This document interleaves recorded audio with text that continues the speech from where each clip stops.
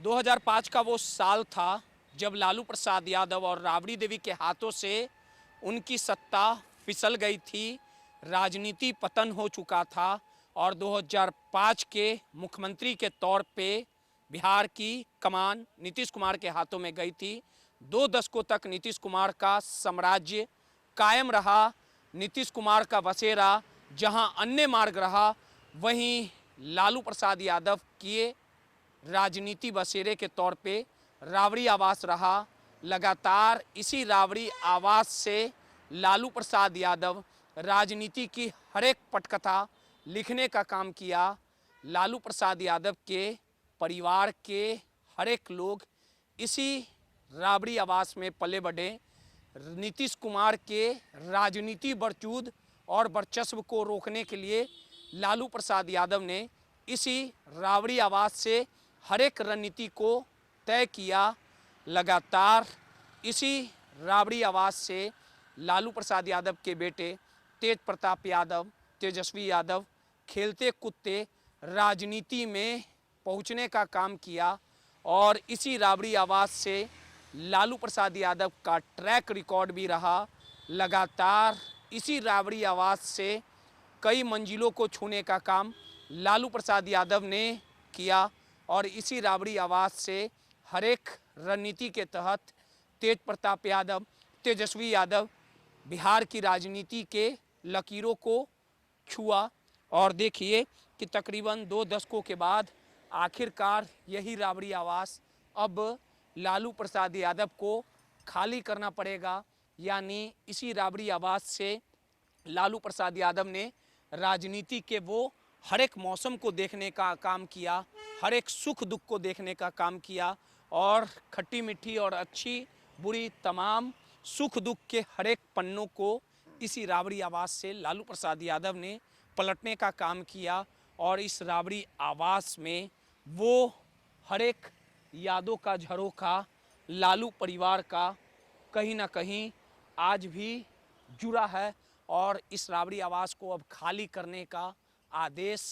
मिल चुका है। यानी इस बंगले के विवाद को लेके लगातार सम्राट चौधरी और लालू परिवार राबड़ी देवी में लगातार जो सियासी जंग रहा वो सड़क तक आने का काम किया और आखिरकार बिहार में जब सत्ता परिवर्तन हुआ, सम्राट चौधरी की सरकार बनी, तब भवन निर्माण विभाग ने साफ साफ लफ्जों में राबड़ी आवास को खाली करने का अल्टीमेटम राबड़ी देवी को दिया गया और आखिरकार बस 3 से 4 दिनों में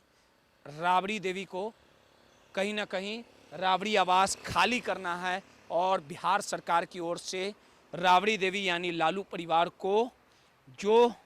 सरकारी बंगला है वो निर्गत कर दिया गया है। यानी लालू प्रसाद यादव का अगला ठिकाना 39 हार्डिंग रोड रहेगा और लालू प्रसाद यादव उम्र के उस पड़ाव में लालू प्रसाद यादव का चुनावी अखाड़ा, तेजस्वी यादव का चुनावी अखाड़ा, कार्यकर्ताओं का हुजूम और हर एक रणनीति का जो अड्डा अब 39 हार्डिंग रोड रहेगा। यानी 2 से 3 दिनों के अंदर राबड़ी देवी को अपना आवास खाली करना है और सामानों के निकलने का सिलसिला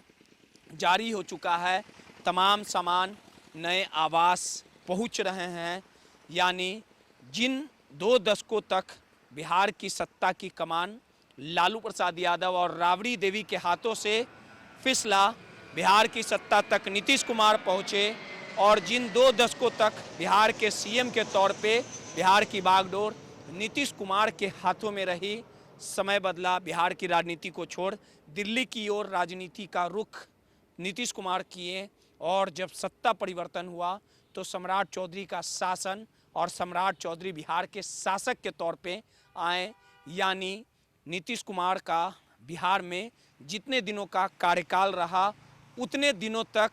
इसी राबड़ी आवास में लालू प्रसाद यादव के परिवार का भी कार्यकाल कहा जा सकता है। यानी नीतीश कुमार बिहार की राजनीति से उनका रुख दिल्ली की ओर चला गया, बिहार में सत्ता परिवर्तन हुआ और राबड़ी देवी के आवास में जो लालू प्रसाद यादव का तमाम कार्यकर्ताओं के साथ अखाड़ा सजता था, राजनीति महफिल सजती थी, अब वो देखने को नहीं मिलेगा। और कहीं ना कहीं ये आवास ये आवास बिहार सरकार के एक दलित के मंत्री को मुहैया कर दिया गया है। यानी बढ़ते समय के साथ राबड़ी देवी और लालू परिवार का जो पहचान राबड़ी आवास में हुआ करता था वो सब कुछ बदल जाएगा, क्योंकि लोग जानते हैं कि परिवर्तन ही संसार का नियम है। यानी अब लालू प्रसाद यादव उम्र के उस पड़ाव पे पहुंच चुके हैं और बिहार राष्ट्रीय जनता दल की बागडोर यानी लालू प्रसाद के उत्तराधिकारी के तौर पे तेजस्वी यादव के हाथों में कमान दी गई है। यानी 39 हार्डिंग रोड से अब राजनीति महफिल सजेगी और इस महफिल के शहंशाह तेजस्वी यादव होंगे। लेकिन जब लालू प्रसाद यादव, तेजस्वी यादव और राबड़ी देवी कुछ दिनों में इस आवास को छोड़ के जाएंगे तो इस आवास के हर एक ईंट से, हर एक कोने से, हर एक जगह से लालू प्रसाद यादव और राबड़ी देवी का दिल का जुड़ाव रहेगा। और जब वो यहाँ से निकलेंगे तो इस बंगले को, इस सरकारी आवास को